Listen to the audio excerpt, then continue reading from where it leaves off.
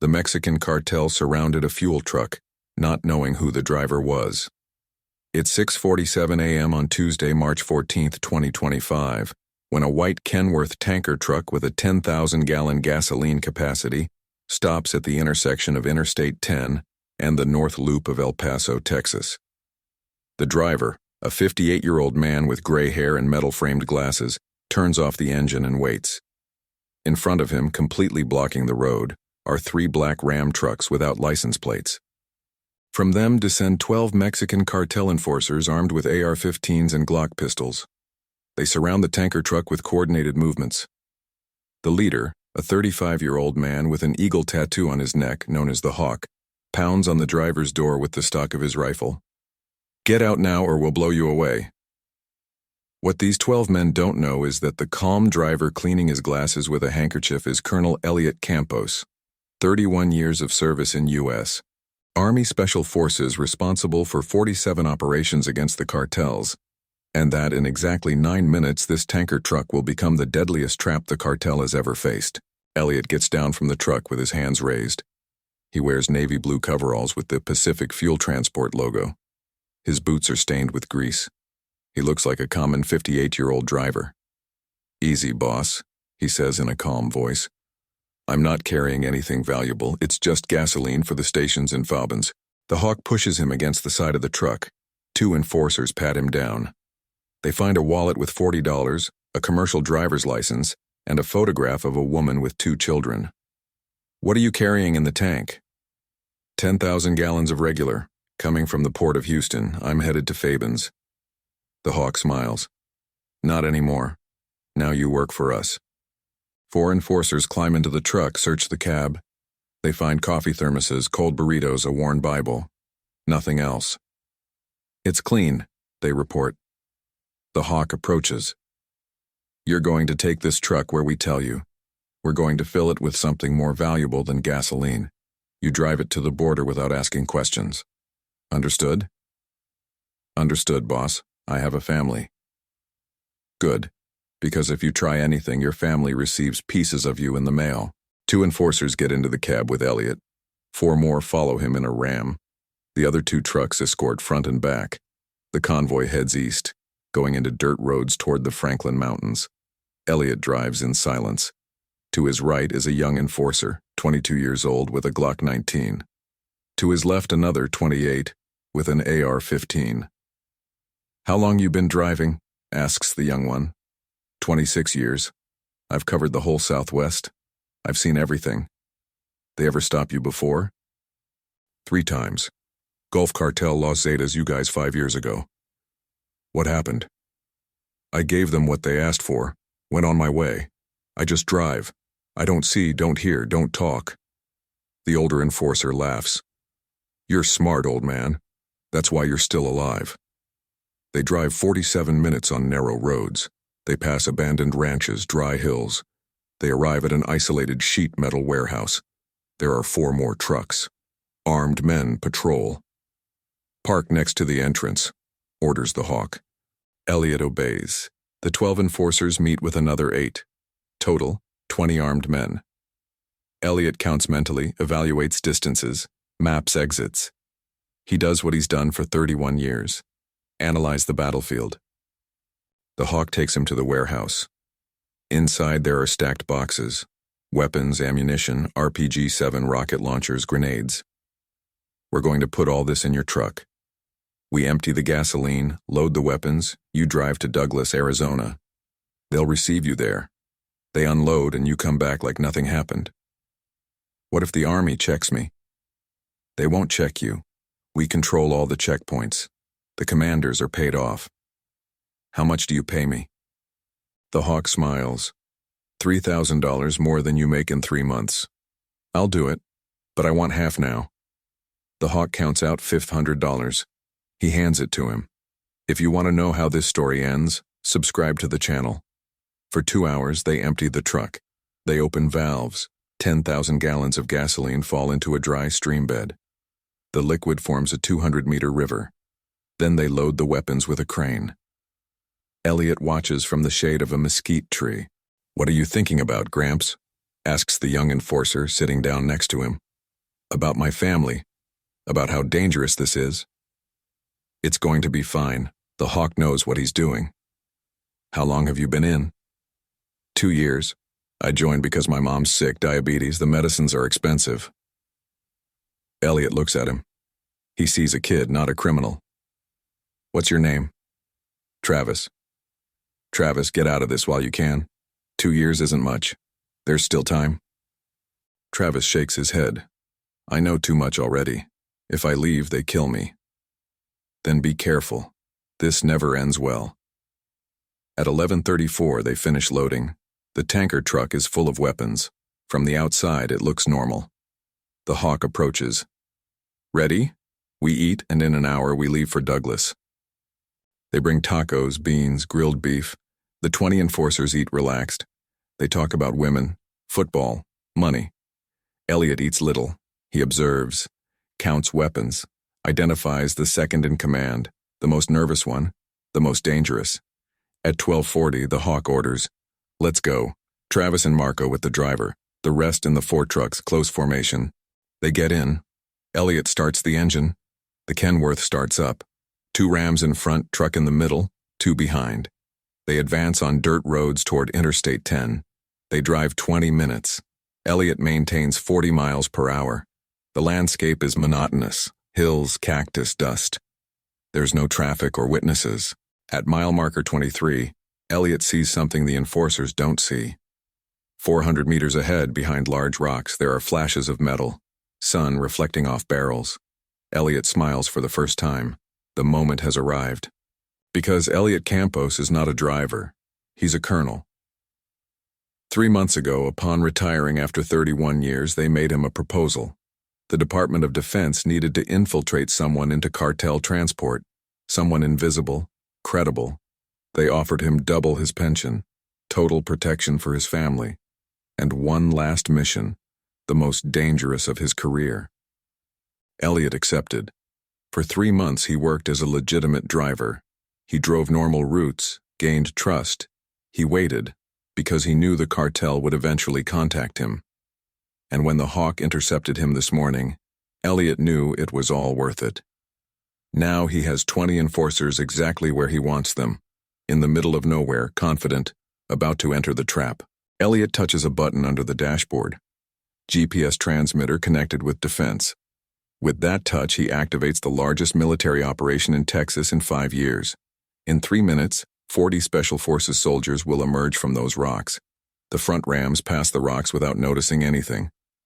The truck approaches. 200 meters, 150, 100. Travis looks distracted. Marco checks his phone. 50 meters, 30, 10. The world explodes. From the rocks emerge 40 soldiers in digital camouflage uniforms and tactical vests. M4 carbines. U.S. Army, cease fire. Drop your weapons.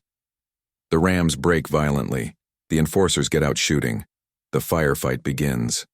Bullets pierce the air. Glass explodes. Elliot brakes hard, opens the door, throws himself to the ground, rolling into the ditch. Travis and Marco are paralyzed for 2 seconds. 2 seconds that cost their lives. 3 snipers fire. 3 bullets pierce the windshield. Travis falls with an impact to the chest. Marco takes 2 to the head. The Rams try to escape. 2 accelerate forward, 2 backward. But the Army blocked both ends with armored Humvees. The trucks crash. The enforcers get out shooting. 20 criminals against 40 elite soldiers. The firefight lasts 4 minutes 30 seconds. 14 enforcers dead. 6 surrendered face down. The hawk is dead, sniper bullet in the neck. Elliot gets up, brushes off the dust. A commander runs toward him. Colonel Campos, are you injured? I'm fine, Major. Everything went perfectly. The Major smiles. 20 enforcers, 4 vehicles, complete arsenal. The biggest hit in 3 years. Elliot walks to the truck. He looks at the bodies of Travis and Marco. He feels weight in his chest. Travis was 22 years old. He wanted to help his mom. Now he's dead. Elliot closes his eyes. This never gets easier. 3 hours after the firefight, the tanker truck is parked at the facilities of Fort Bliss Military Base in El Paso. Forensic technicians photograph every inch. They open the tank hatches and begin removing the weapon crates. They count aloud. 47 AR-15 rifles, 23 AK-47s, 12 RPG-7 grenade launchers, 750 pounds of C4 explosive, 15,000 rounds of ammunition. Brigadier General Hector Solis observes from an office on the second floor. Next to him is Elliot, still in coveralls stained with dust. Colonel Campos, this is historic, says the general. In a single operation, we dismantled the largest arsenal the Mexican cartel had destined for Arizona. Elliot nods without emotion. Travis Medina was 22 years old. He joined the cartel to pay for his diabetic mother's medicines. He died with 3 bullets in his chest. The general looks at him. He was a criminal, Colonel. He was a kid who made bad decisions. There's a difference. Not when they're pointing a weapon. Elliot doesn't respond. He's been in the Army for 31 years. He's seen hundreds of people die. Good, bad, innocent, guilty. In the end, they all bleed the same. They all leave shattered families. The general changes the subject. The 6 detainees are already talking. They gave names, locations, routes. We're going to execute 12 more operations in the next 72 hours. And my family? Relocated this morning. Your wife and 2 daughters are in a safe house in San Antonio. Nobody knows where. Elliot breathes deeply. That was all that mattered. When he accepted this mission 3 months ago, his wife Clara cried for 2 hours. His daughters, Adriana, 28, and Lucy, 25, begged him not to do it. You already retired, Dad. You already did your part. Let it go. But Elliot couldn't, because 3 weeks before his retirement, in his last official operation, his team intercepted a cartel convoy on the highway to Corpus Christi. They found 15 bodies in a trailer. Men, women, 2 teenagers, tortured, executed, thrown away like garbage. One of the bodies was a deserter soldier that Elliot had personally trained 5 years earlier. A 23-year-old kid named Ivan, who left the Army because he couldn't handle the pressure. Elliot saw Ivan's body with his hands cut off and his face disfigured, and something broke inside him. He couldn't retire. Not yet. Not while these criminals kept destroying lives.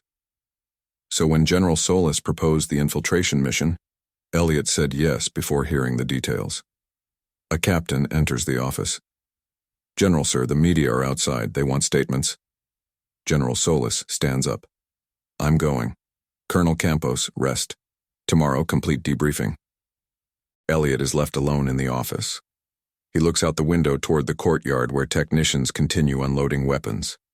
He takes out his phone, dials a number. Clara answers on the second ring. Elliot? It's me. Are you okay? Yes. The house is nice. The girls are scared, but okay. And you? Everything went perfectly. Nobody from the Army injured. And from the other side? Elliot hesitates. 14 dead. 6 detained. Clara is silent. After 33 years of marriage, she knows her husband better than anyone. She knows when something is eating him inside. What happened? One of the dead was a kid, 22 years old. He told me he was there for his sick mom. Elliot, you can't carry that. He chose. I know, but it's still a waste. When are you coming to us? 3 days. I have to finish the interrogations and reports. Then we're relieved. We miss you. Me too. He hangs up. He stares at the phone. He thinks about Travis, about his mother who probably still doesn't know her son is dead. He thinks about how she'll receive the news. A knock on the door. 2 agents dressed in civilian clothes. A hard blow to the heart. At 6 p.m., Elliot is in the interrogation room. In front of him, handcuffed to the table, is one of the 6 detainees. His name is Robert Salazar, 31 years old, cartel enforcer since he was 19. He has tattoos on his arms, scars on his face, a hard look. You know why you're here? Asks Elliot. Because you set a trap for us. Because you kidnapped a civilian driver and forced him to transport weapons. Robert laughs. That civilian driver is an Army colonel. Don't play us for fools. Elliot leans forward. You're right. I'm a colonel. And I have a proposal. You talk, Give names, locations, everything you know. In exchange, I put you in witness protection. New identity, new life, far from Texas. And my family? Also, wife, kids, parents if you want. All protected. Robert studies him. Why would you do that? Because I've seen enough death. Because I know you got into this at 19 without options. Because you can still get out. If I talk, the cartel finds me. No matter where you hide me. 340 people have gone through witness protection in the last 5 years. The cartel has found 12. You have a 96% probability of survival if you cooperate, 0% if you don't, because you're going straight to federal prison, 30 years minimum. Robert lowers his gaze. His hands tremble slightly. I have 2 kids. One's 8, the other's 5. I don't want them to grow up without a father. Then give me something. Anything. A name, a location. Something to start with. Robert breathes deeply. The arsenal we loaded came from Arizona. They brought it by boat from Brownsville 2 weeks ago. It was organized by a cartel commander they call the Stone. He operates from Tucson. He controls all the weapons trafficking in the Southwest. Elliot takes notes. Where do I find him? He has a ranch 25 miles east of Tucson, highway toward Marana. I don't know the exact address, but everyone in the area knows it. How many men does he have? About 30 at the ranch, another 50 scattered across Arizona. What else does he move besides weapons? Drugs, migrants, extortion, it's a big operation, Elliot writes quickly. After 20 minutes of interrogation, he has enough information to put together a complete operation. Thank you, Robert. I'm going to keep my word. You and your family will be safe. Robert has tears in his eyes. I just want to see my kids grow up. Before continuing, write in the comments what country and city you're watching from. That night, Elliot can't sleep in the room they assigned him at the military base. He stays awake, staring at the ceiling, processing everything. In 12 hours, he went from infiltrated driver to victorious colonel. He dismantled an arsenal, captured enforcers, saved lives. But he also saw a 22-year-old kid die who only wanted to help his mom.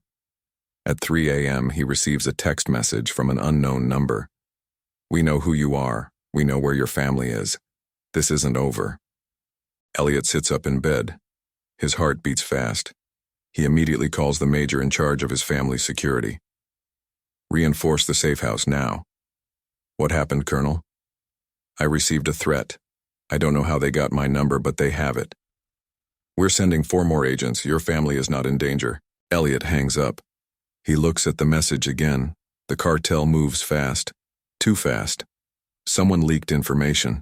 Someone inside the Army or the Department of Justice passed data to the cartel.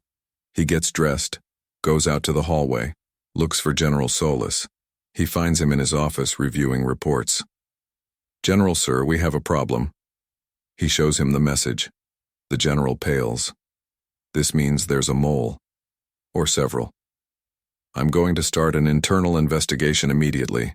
There's no time. If they know about my family, they're going to try something fast. The general thinks. I'll move your family tonight. New location. Only 3 people will know where. You, me, and the escort commander. Thank you, General. Elliot returns to his room. He doesn't sleep.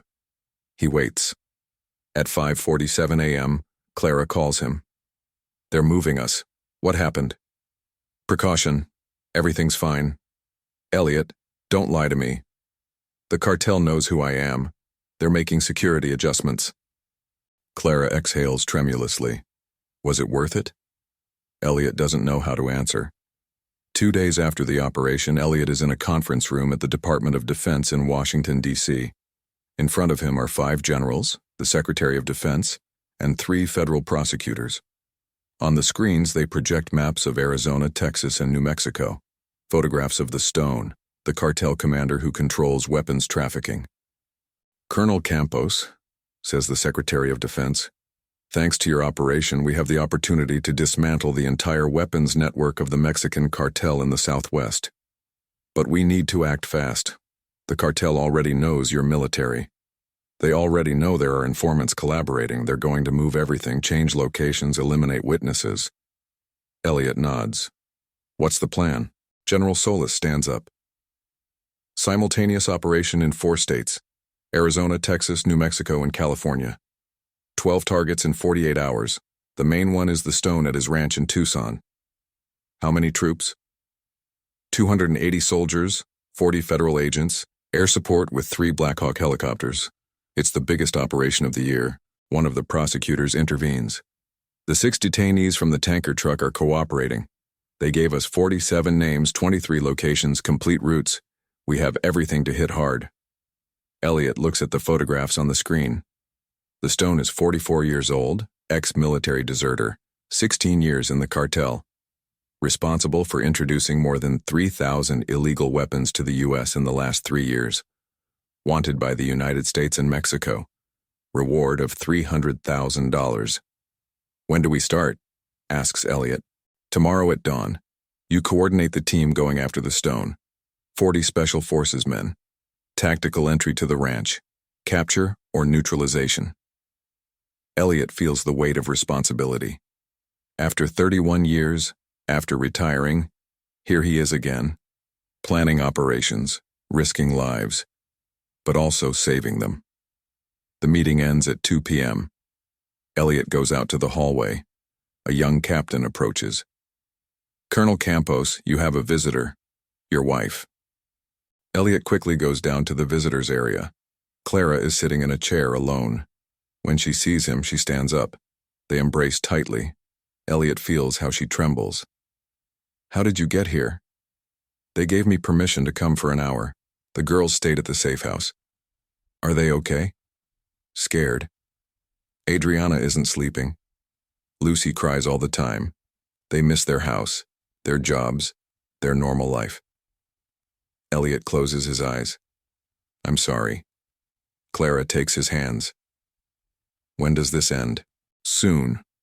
There's a big operation tomorrow. If it goes well, a large part of the cartel collapses.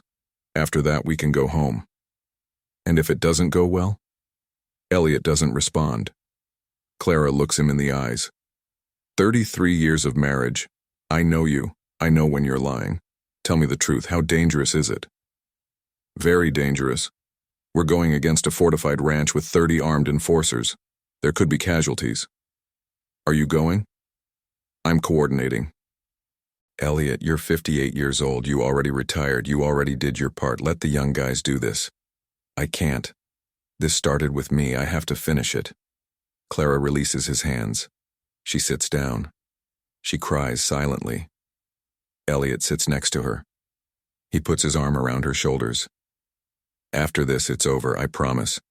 We're going to live peacefully. We'll buy that house in Fredericksburg you always wanted. I'll grow vegetables. You'll paint. We'll watch our grandchildren grow. What if there's no after? There will be. The visiting hour ends. Elliot accompanies Clara to the armored vehicle that returns her to the safe house. They kiss. She gets in. The vehicle drives away. Elliot stands watching as it disappears into the Washington, D.C. traffic. That night, Elliot meets with the 40 Special Forces men he'll command tomorrow. They're young soldiers, between 23 and 32 years old, all with combat experience, all volunteers. He shows them the map of the Stones Ranch. The target is located at mile marker 26 on the Tucson-Marana Highway. It's a 40-acre ranch with a main house, 3 warehouses, stables, and a watchtower. We estimate 30 enforcers armed with AR-15s, AK-47s, and possibly 50 caliber machine guns. The soldiers listen attentively. Elliot continues. We enter in 4 teams. Alpha from the north, Bravo from the south, Charlie secures perimeter, Delta aerial. Entry time, 5:47 a.m. Element of surprise is critical. If they detect us before, they turn into a bunker and we'll have to lay siege. A lieutenant raises his hand. Orders for capture or neutralization. Preference capture. But if there's armed resistance, fire authorized. Civilians? Intelligence reports that the Stone lives alone with 2 personal bodyguards. There's no family at the ranch. But there can always be workers, cooks, cleaning staff. Positive identification before shooting. The soldiers nod. Elliot looks at them one by one. He sees determination, professionalism, but he also sees youth. Kids who should be with their families, studying, building lives, not preparing to assault drug lord ranches. "One more thing," says Elliot. "Many of you haven't killed anyone yet. Tomorrow that could change. And I want you to know you'll carry that the rest of your lives. It doesn't matter that they're criminals. It doesn't matter that they're on the wrong side. When you take someone's life, something inside you dies too. So think carefully, breathe before shooting, and only shoot if there's no other option." The silence is absolute. Then a sergeant speaks. "Colonel, we all know the risks. We all chose to be here. We're going to finish this right." Elliot nods. Rest. We leave at 3 a.m. The soldiers leave. Elliot stays alone in the conference room. He looks at the ranch map. He mentally reviews each step of the operation, identifies risks, weak points, variables. He does what he's done hundreds of times. His phone vibrates. Message from Clara. "I love you. Come home." Elliot responds, "I will, I promise." But as he writes, he thinks about Travis, the 22-year-old kid who died in the tanker truck cab. Travis also had family waiting for him. Travis also believed he'd return home. And now he's in a morgue in El Paso waiting for someone to claim his body. At 3 a.m., the 40 soldiers board 4 Black Hawk helicopters at the military airport in Tucson. Elliot goes in the first one with Team Alpha. They wear digital camouflage uniforms, level IV bulletproof vests, helmets with night vision goggles. They carry M4 carbines, Sig Sauer P320 pistols, stun grenades, and the helicopters take off. They fly low, 300 feet over the Arizona desert. The night is dark, no moon. Perfect for covert operations. Elliot looks out the window. He sees scattered lights from ranches, empty highways, black mountains against the horizon. The pilot speaks over radio. 15 minutes to target. Elliot checks his weapon. Full magazine, 30 rounds, safety on, everything in order. He looks at the soldiers around him. They all do the same. Check equipment, adjust straps, breathe deep. Silent preparation for what's coming.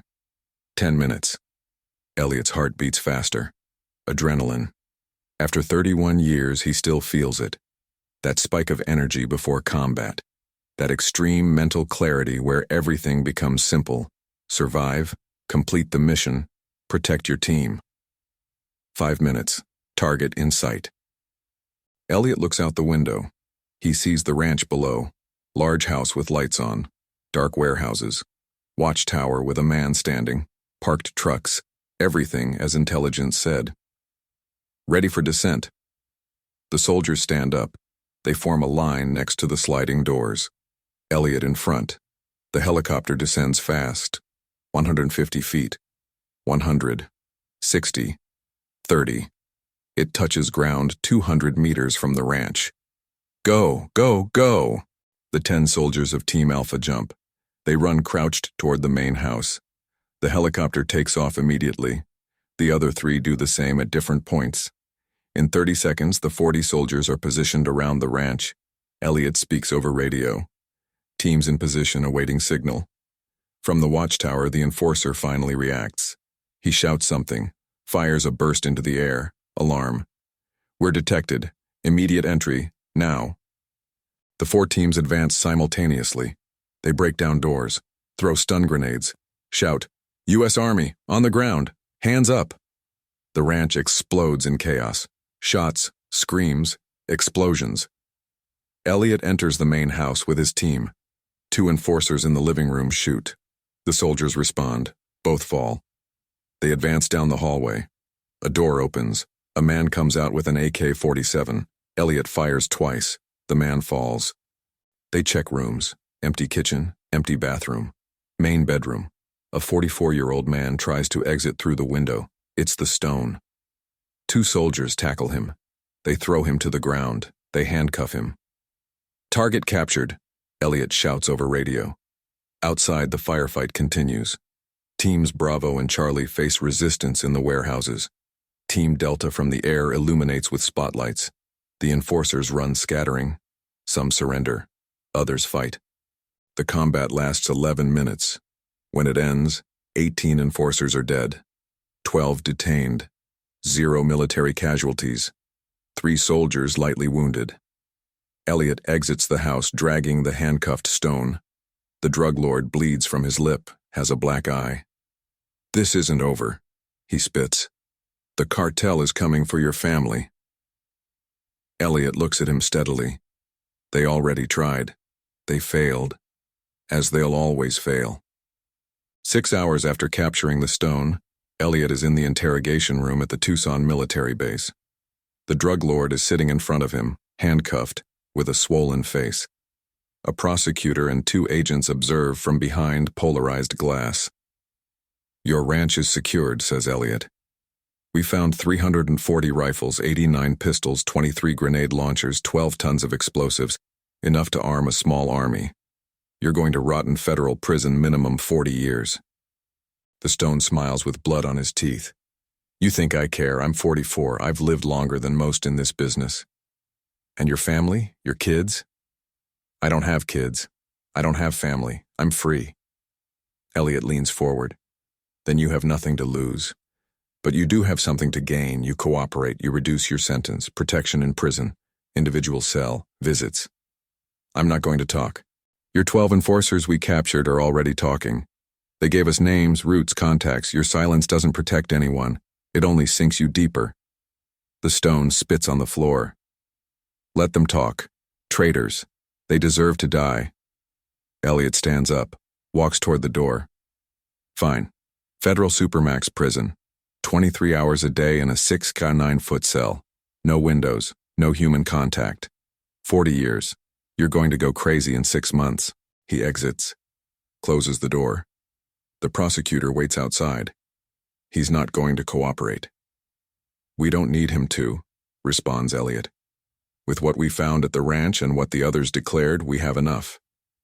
The operations in Texas, New Mexico, and California were successful. 47 detained in total. 9 dead. 5 arsenals secured. It's the biggest blow to the cartel in a decade. Elliot nods. "My family? Safe. We relocated them last night to a new location. Not even we know where. Only General Solis." Elliot's phone vibrates. Message from the general. "Come to my office. Urgent." Elliot walks through the hallways of the military base. Soldiers salute him. Some congratulate him. "Great operation, Colonel." He responds with polite gestures, but his mind is elsewhere. Something doesn't feel right. The operations went too perfectly. 0 military casualties in 4 states. It's statistically improbable. He arrives at General Solis's office. He knocks. "Come in." He enters. The general is standing by the window looking toward the training yard. He doesn't turn around. "Close the door, Colonel." Elliot closes it. The general's tone puts him on alert. "What happened, General?" The general turns around. He has a grave expression. "We have a problem, a big one." "What problem?" "An hour ago, the Mexican cartel executed 11 people in El Paso. They hung them from a bridge with a message. This is for the traitors who talked. Among the dead are the families of 3 of the enforcers we captured in the tanker truck." Elliot feels the floor open beneath his feet. Families, wives, children. Wives, children, parents. They killed them all. 2 of the victims are children. 1 8 years old, another 5. Elliot sits down.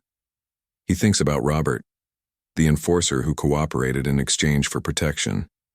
Robert's children, 8 and 5 years old, dead, hung from a bridge as a warning. We said we'd protect them. We had them in safe houses. The cartel found them. We don't know how. There's a mole. Someone passed them the locations. The general nods. We're investigating. But that doesn't bring back the dead. Elliot stands up, walks toward the window, looks outside without seeing anything. He feels rage, guilt, helplessness. He promised protection. He gave his word. And 11 people died because they trusted that word. Robert Salazar? Alive. He was in another safe house, but they've informed him he's devastated. I want to talk to him. Colonel, it's not a good idea. I want to talk to him now. The general makes a call. 20 minutes later, they bring Robert to a private room. He's handcuffed, guarded by 2 agents. When he sees Elliot, he lunges at him. The agents hold him back. "You lied to me. You said they'd be safe. My kids were 8 and 5 years old." Elliot doesn't back away. He lets Robert shout. He lets him discharge his pain. "I'm sorry. I have no words. Sorry doesn't bring back my kids. Daniela and Emilio are dead because of you. They hung them like animals. You're right, it's my fault. I promised to protect them and I failed." Robert cries. He collapses. The agents hold him up. "Why did I talk? Why did I cooperate? I only got my family killed." Elliot approaches. "I'm going to find the mole. I'm going to make them pay. I swear." "And what does that give me? Does that resurrect my kids?" "No. Nothing resurrects them. But I can give you justice." Robert looks at him with red eyes. "I don't want justice. I want revenge. I want them to suffer like I'm suffering." The agents take him away. Elliot is left alone in the room. He sits down, puts his head in his hands. 31 years in the army. He's made mistakes. He's lost soldiers. He's seen terrible things. But he'd never felt this weight, this specific guilt, because it wasn't soldiers who died. It was innocent children who paid for the decisions of adults. What would you have done in his place? Tell us in the comments. That night, Elliot can't sleep. He stays in his office reviewing files, searching for the mole. He reviews who had access to the safe house locations. The list is short. General Solis, 4 intelligence captains, 6 federal agents, 2 witness protection coordinators. He cross-references data, reviews histories, looks for irregularities. At 3 a.m. he finds something. One of the captains, Leo Chavez, 38 years old, 14 in service, has strange banking movements, deposits of $3,000 every month for the last 6 months. Origin unidentified. Elliot calls General Solis. "General, sir, I think I found something." They meet in the general's office. Elliot shows the data. Captain Chavez, $18,000 in 6 months. There's no justification in his salary. The general reviews the documents. Could be inheritance, loans, or payments from the cartel. He had access to the locations. He was in the coordination meetings. We need more than banking movements to accuse him. Let me interrogate him. At 6 a.m. they bring Captain Chavez to an interrogation room. He's confused. "What's going on, General? Colonel?" Elliot puts the bank statements on the table. $18,000 in 6 months. Explain it. Chavez pales. It's from a family business." "What business?" "My brother has an auto parts store. He lends me money." "Show me the loan documents." "I don't have them here." "Get them, now." Chavez takes out his phone. Dials. Waits. Nobody answers. Dials again. Nothing. He starts to sweat. "My brother isn't answering." Elliot leans in. "Because there's no brother with an auto parts store. Because that money comes from the Mexican cartel. Because you passed them the safe house locations." "No, that's a lie. 11 people dead. 2 children 8 and 5 years old hung from a bridge. Because of you." Chavez trembles. I didn't know they were going to kill children." The silence is absolute. Chavez just confessed without realizing it. General Solis stands up. "Captain Leo Chavez, you're under arrest for treason, collaboration with organized crime, and complicity in 11 homicides. Guards, take him." 2 soldiers enter. They handcuff Chavez. He cries, "I needed the money. My son has cancer. Treatments cost $5,000 a month. Insurance doesn't cover everything. I had no choice." Elliot looks at him steadily. "There's always a choice. You could have asked the army for help. You could have requested special medical support. You could have done 1,000 things. You chose to betray." They take Chavez away. Elliot and the general are left alone. 13 years of service, 3 commendations, and he ends like this, says the general. Desperation makes people make bad decisions. Are you justifying him? No. I just understand him. His son has cancer. I also would have done the impossible to save my daughters. But you wouldn't have betrayed your country. Elliot doesn't respond, because he's not sure. If his daughters were dying and the only way to save them was to betray, what would he choose? He wants to believe he'd choose honor. But after 31 years, after seeing so much death, he's no longer sure of anything. The general reviews documents. Captain Chavez is going to military prison. Court-martial in 2 weeks. Probable sentence, 50 years. And his son? The army will cover the treatments. We're not going to punish the child for the father's mistakes. Elliot nods. My family? Still safe. New location, new guards, no access for Chavez. I want to see them. Tomorrow. Today, finish the operation reports. Elliot spends the day writing. He details each step of the mission, names, dates, locations. 47 detained, 9 killed in combat, 11 civilians executed by the cartel, 5 arsenals secured, 1 mole arrested. The numbers tell a story of military success. But Elliot only sees the faces of Daniela and Emilio, 8 and 5 years old, hung from a bridge. At 8 p.m. he finishes. He sends the report. He leaves the base. He walks through the streets of Tucson. He needs air, space. He arrives at a small church. He enters. It's empty. He sits in a back pew. He prays for the first time in years. He doesn't ask for anything. He just gives thanks that his daughters are alive and asks forgiveness for those who died. 3 weeks after the operations, Elliot is sitting in the living room of a small house in Fredericksburg, Texas. Clara prepares coffee in the kitchen. His daughters, Adriana and Lucy, are in the garden watering plants. The house is modest. 2 bedrooms, living dining room, patio with bougainvillea. Nothing luxurious. But it's theirs. Paid for with savings from 31 years of service. General Solis authorized his definitive retirement a week ago. They gave him his full pension, a Medal of Military Merit, and a document that officially releases him from the Army. Elliot Campos is no longer a colonel. He's simply Elliot, retired driver, husband, father. Clara arrives with 2 cups of coffee. She sits next to him. What are you thinking about? That I never imagined it would end like this? Like what? Alive, at peace, with my family. Clara takes his hand.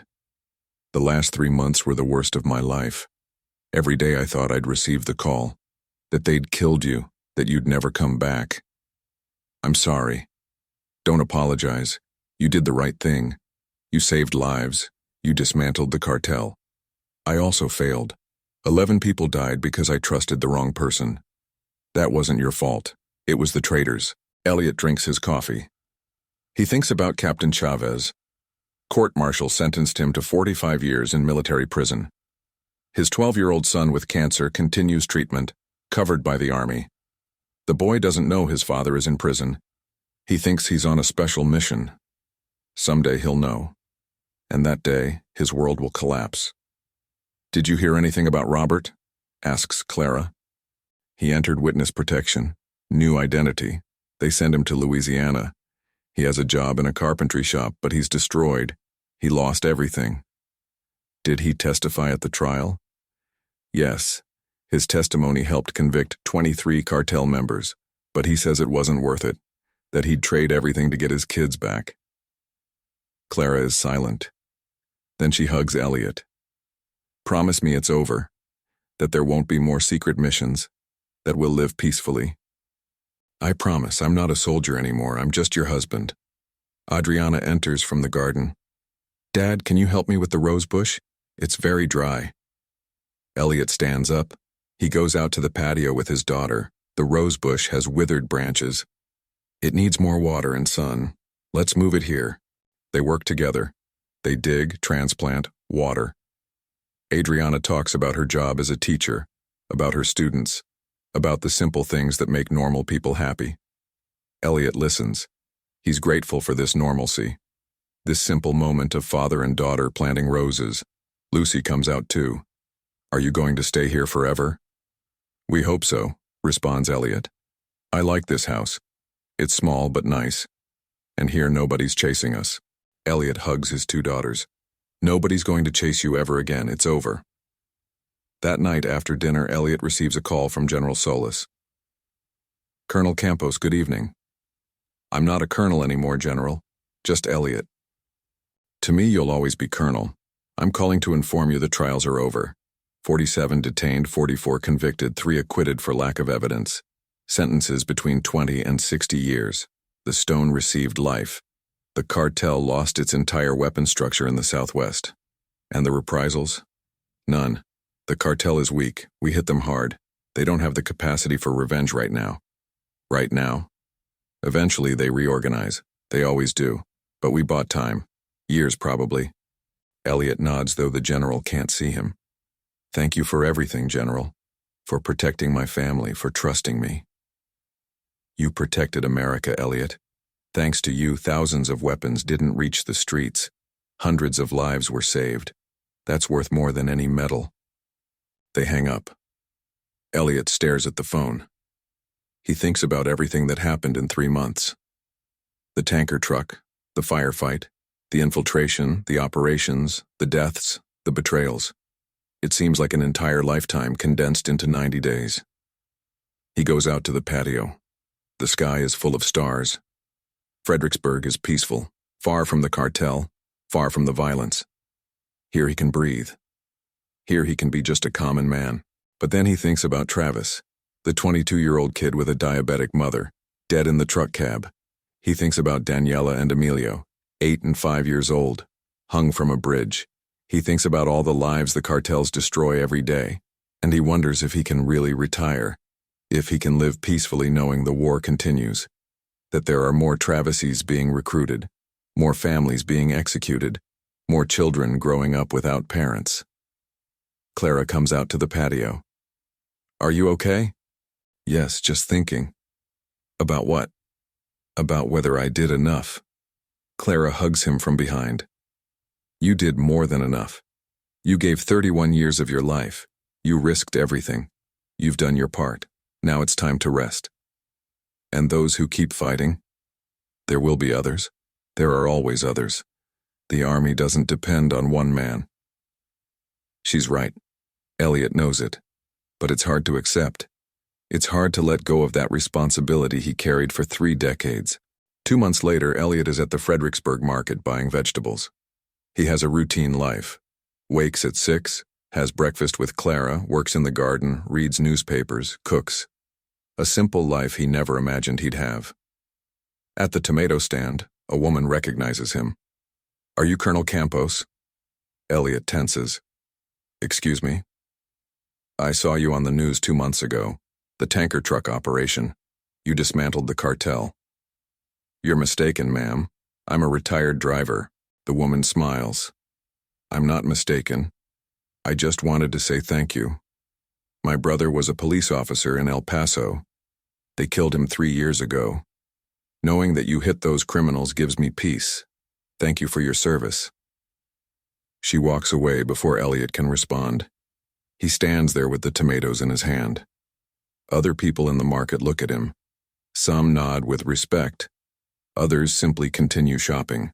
Elliot pays and returns home. Claire is painting in the patio. Since they moved to Fredericksburg, she took up her watercolor hobby again. She paints landscapes, flowers, peaceful scenes. Did you get everything? Yes. A lady recognized me at the market. Clara puts down the brush. And? She thanked me. Her brother, a police officer, was murdered 3 years ago. How did you feel? I don't know. Strange. Uncomfortable. But also, good. Like it was worth it. Clara approaches. She kisses him. It was worth it. You saved lives. That will never change. That night, Elliot sleeps without nightmares for the first time in months. He dreams of gardens, of his daughters, of a life where there are no weapons or blood or betrayals, just peace. 6 months later, Elliot receives a package in the mail. It has no return address. He opens it carefully. Inside is a handwritten letter. Colonel Campos, I'm Travis Medina's mother. My son died in your operation 6 months ago. It took me a long time to write this because I was angry. I thought you had used him as bait. that you had sacrificed him. But then I investigated. I read about the operation, about the weapons you secured, about the lives you saved, and I understood that my son died fighting on the wrong side. It wasn't your fault. It was this country that doesn't give us options. It was the cartel that recruits desperate kids. You just did your job. And even though it hurts, I know my Travis would have wanted someone to stop that violence. Thank you for trying. Thank you for not forgetting my son. I'm enclosing his childhood photograph. So you remember he was more than an enforcer. He was my boy. Elliot takes out the photograph. Travis, at 8 years old, smiling in a school uniform, backpack on his shoulder. A normal boy. A boy who grew up in a country where options are few and the cartel offers quick money. Elliot puts the photograph in a frame. He places it on his desk next to the medals they gave him at retirement. Every time he looks at it, he remembers why he did what he did. Not for glory, not for recognition, but for all the Travises who deserved a better fate. 1 year after the operation, Elliot is at a ceremony at the Department of Defense in Washington, D.C. They invited him as guest of honor. They're going to award medals to the 40 soldiers who participated in the assault on the Stones Ranch. Elliot sees those young men receive medals. He sees pride in their faces. He sees future. After the ceremony, General Solis approaches. How's civilian life? Peaceful. I water plants. I paint with my wife. I watch my grandchildren grow. Don't you miss the action? Sometimes. But I miss waking up without wondering if today is my last day more. The general smiles. The army misses you. You were one of the best. I was one who survived. That's not the same as being the best. They say goodbye. Elliot returns to Fredericksburg by bus. He observes the landscape through the window. America is beautiful and violent, full of good people trapped in bad systems, but also full of hope, of people who fight every day for something better. If this story inspired you, subscribe to discover more stories like this. Leave your like if you believe courage can change destinies, and tell us in the comments where you're watching from. That night in his house in Fredericksburg, Elliot has dinner with his family. Clara made chili. Adriana brought her boyfriend. Lucy tells bad jokes that everyone laughs at out of courtesy. It's a common scene. A family having dinner. Nothing special. But for Elliot, it's everything. Because after 31 years risking his life, after 3 months infiltrated in the cartel, after seeing so many die, he's here. Alive. With his family. At peace. And that's more than many people get.